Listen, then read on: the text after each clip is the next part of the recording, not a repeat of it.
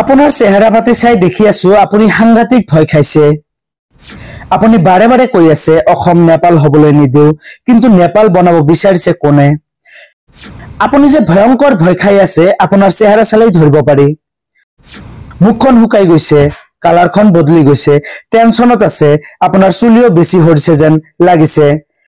কা আন্দোলনত আপুনি যেনেকৈ ভয় খাইছে এতিয়াও তেনেকৈ ভয় খাইছে।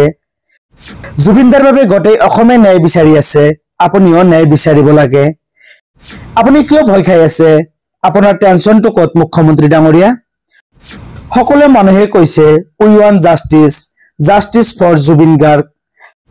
তাত আপুনি ইমান ভয় খোৱাৰ কাৰণ কি হল যে ইমান চিন্তা কৰি আছে কিয়?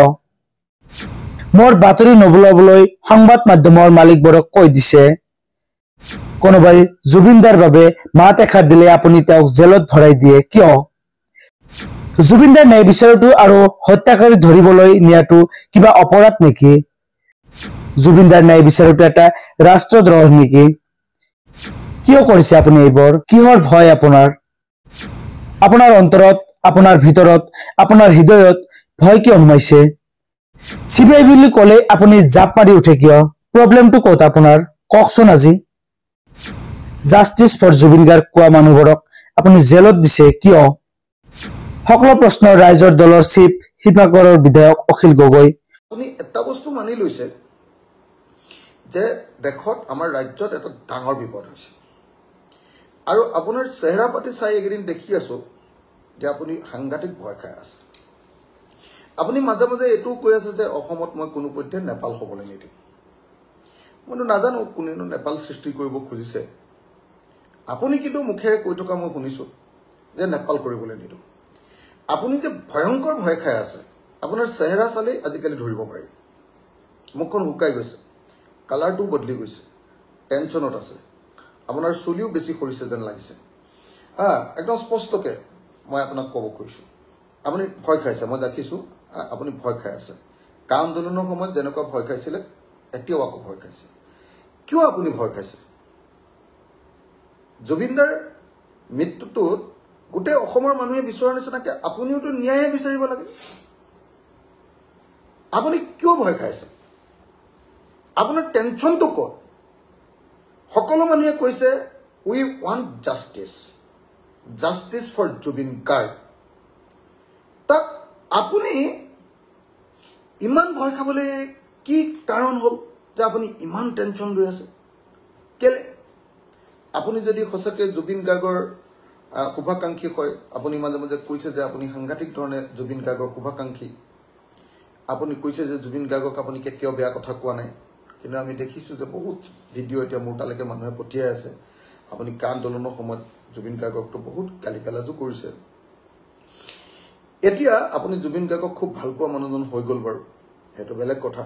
কিন্তু এতিয়া আপোনাক মই এটা কথা সুধিব খুজিছোঁ যে আপুনি ইমান টেনচন খাইছে কিয়? গোটেই অসমৰ মানুহে যি সময়ত জুবিন গাৰ্গৰ ন্যায়ৰ কাৰণে মাত মাতি আছে, লাখ লাখ মানুহ ৰাজপথলৈ ওলাই আহিছে, সেই সময়ত আপুনি তেখেতসকলৰ সমভাগী হৈ সেই আন্দোলনতো যোগদানে কৰা উচিত আছিলে, বা সেই আন্দোলনৰ প্ৰতি সমৰ্থনে দিয়া দৰকাৰ আছিলে। আপুনি কোনোবাই মাত এটা মাতিলে, যেনেকৈ মোৰ কথা সংবাদ মাধ্যমত নোলাবৰ কাৰণে আপুনি ইতিমধ্যে সংবাদ মাধ্যমৰ মালিকবিলাকক কৈ দিছে মোৰ বাতৰি নোলাবৰ কাৰণে, ঠিক তেনেকৈ আপুনি কোনোবাই মাত এষাৰ দিলে লগে লগে যে আপুনি জেলত ভৰাই দিছে। কেলে? জুবিন গাৰ্গৰ ন্যায় বিচৰাটো আৰু হত্যাকাৰীবিলাকৰ ধৰিবলৈ কোৱাটো কিবা অপৰাধ নেকি? আমি শুনিছোঁ যে আপুনি NIAও লগাবলৈ লৈছে, কি NSAও লগাবলৈ, নেশ্যনেল ছিকিউৰিটি এক্টো লগাবলৈ লৈছে। চাৰিওফালে হুলস্থুল হোৱাৰ কাৰণে অলপ ৰৈ ভাবি চিন্তি ৰৈ আছে বোলে আপুনি। জুবিন গাৰ্গৰ ন্যায় বিচৰাটো এটা ৰাষ্ট্ৰদ্ৰোহ নেকি NSA নেশ্যনেল ছিকিউৰিটি এক্টত ভৰাবৰ কাৰণে? কিয় কৰিছে আপুনি এইবিলাক? কিহৰ ভয় আপোনাৰ? আপোনাৰ অন্তৰত, আপোনাৰ ভিতৰত, আপোনাৰ হৃদয়ত ইমান ভয় কিয় সোমাইছে? প্ৰব্লেমটো ক'ত? গণ্ডগোলটো ক'ত? CBI বুলি ক'লে আপুনি জাপ মাৰি উঠিছে কিয়? প্ৰব্লেমটো ক'ত আপোনাৰ? কওকচোন, আপোনাৰ প্ৰব্লেমটো কওক মুখ্যমন্ত্ৰী ডাঙৰীয়া। যদি আপোনাৰ সঁচাকৈ জুবিন গাৰ্গক আপুনি ন্যায় দিব খুজিছে, জুবিন গাৰ্গৰ প্ৰতি আপুনি সঁচাকৈ মানে যিটো মৃত্যু হ'ল বা হত্যাকাণ্ড সংঘটিত হ'ল বুলি আপুনি পিছত পৰৱৰ্তী সময়ত কৈছিলে তো সেইখিনি সময়ত আপুনি ইমান ভয় খাই একদম অত্যাচাৰ মানুহ কোনোবা ওলালে হাত ভাঙি দিছে আপোনাৰ পুলিচে ন্যায় বিচৰা মানুহক হাত ভাঙি দিছে পুলিচে লকআপৰ ভিতৰত